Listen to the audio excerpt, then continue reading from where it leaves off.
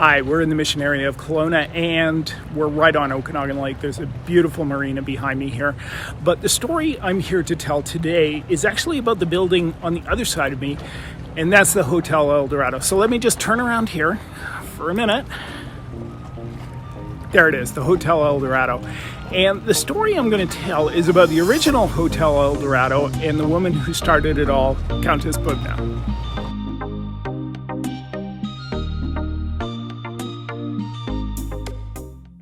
At the end of the 19th century, England was a country going through wrenching social change.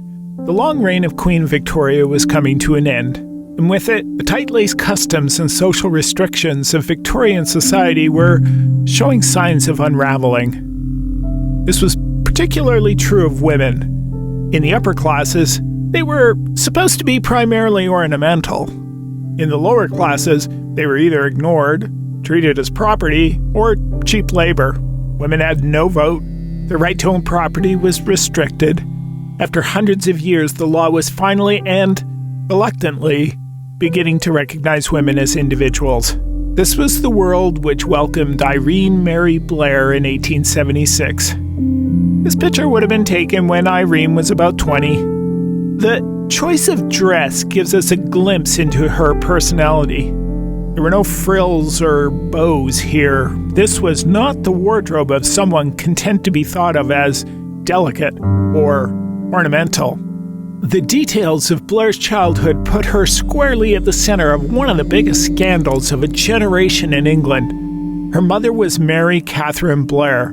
Her father was Captain Arthur K. Blair, who was a groundskeeper on this estate in northern Scotland, Dunrobin Castle.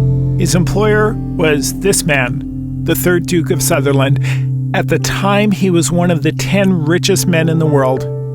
The Duke, who was married but had a rather rocky relationship with his wife, apparently took a liking to Mrs. Blair. Captain Blair was caught in the unfortunate situation of working for a very powerful man who appeared to be starting an affair with his wife. On April 4th, 1883, the captain and the Duke went pheasant hunting. At the end of the day, the captain was dead, shot with his own rifle. It was rumored that he had shot himself, but the details are unclear. In polite Victorian society, it was simply put down as a hunting room accident. Whatever the cause, Irene Blair was only 7 when she lost her father. Soon after, the widow Blair became the Duke's mistress. The Duke's wife, knowing she was fighting a losing battle, moved out of the estate and lived estranged from the Duke with her children for the rest of her life. She died in 1888. Just 4 months later, while on a trip to Florida, the Duke and Mary Blair became husband and wife. Irene would have been 13. Just 4 years later, in 1892, the Duke's failing health finally caught up with him. He died on the evening of September 22nd. The expectation of his children was that his entire estate would go to them. But the Duke had other plans. He left a sizable chunk of his estate to his new wife. The new Duke of Sutherland contested the will. In the legal battle that followed, Mary Blair, the Duchess of Sutherland, made one tragic mistake. She took some of her husband's papers and threw them in the fire.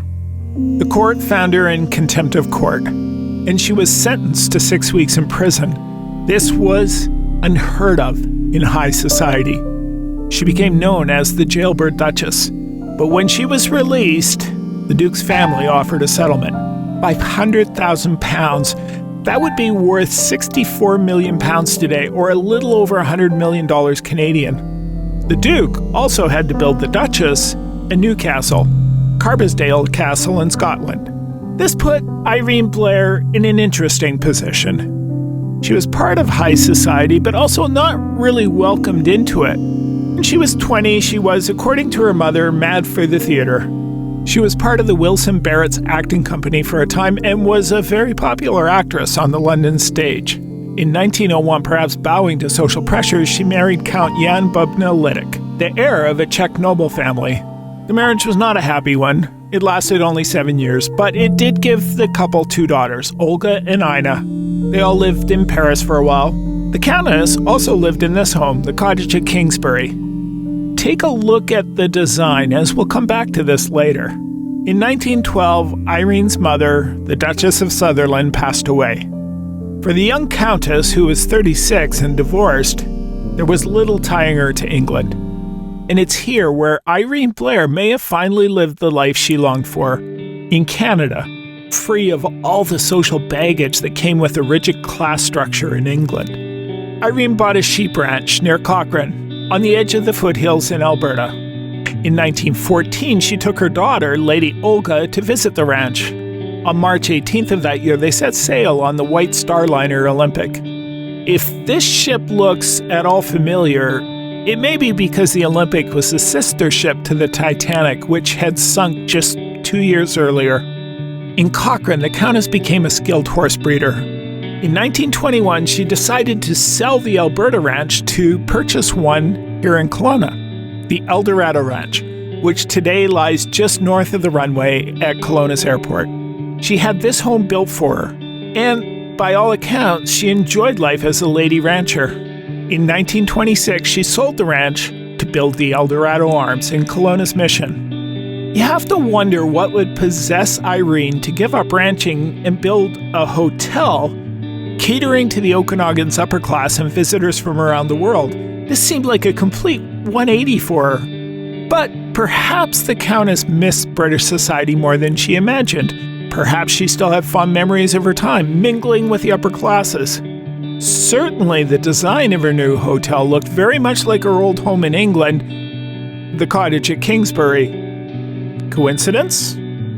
Or a reminder of a fondly remembered time? Whatever the reason, the Countess was determined to make this the genteel social center of the Kelowna Mission. The Eldorado hosted lavish garden parties. It worked to create an ideal world in a very British way, a world of regattas and dog shows, croquet matches, afternoon teas, and brandies in the drawing room. But the Countess only spent 7 short years here, before moving to Egypt in 1933. There, it was said that Arab sheiks often came out of the desert to ask the eccentric Englishwoman for advice on horse breeding. This is astonishing on 2 fronts. One, Arabs have been breeding horses for thousands of years. And secondly, they were asking a woman for her advice. Unfortunately, the Countess would not have a long life. She fell sick in Egypt, and in 1935, her daughter Ina took her to Switzerland, where she died of cancer. She was only 59. But throughout that life, Irene Blair lived it on her own terms. That's all the more remarkable given the era she lived in and her background. When asked, she described herself as a lady rancher, a music publisher, and a writer. However she described herself, she was definitely unique, as was the hotel she built. The Eldorado continued to be a centerpiece of the social life of the Okanagan Mission through the 1950s and 60s. The Eldorado Arms was not on the present site of the Eldorado. It was actually a few kilometers south, near the shore of the lake. In 1989, a new owner, Jim Nixon, attempted to barge the historic building to this site, but a fire destroyed this piece of Kelowna history. And from those ashes, a new Hotel Eldorado arose. The Eldorado today manages to recapture the spirit of the original, a look at the Kelowna that was. I suspect Countess Bubna would approve.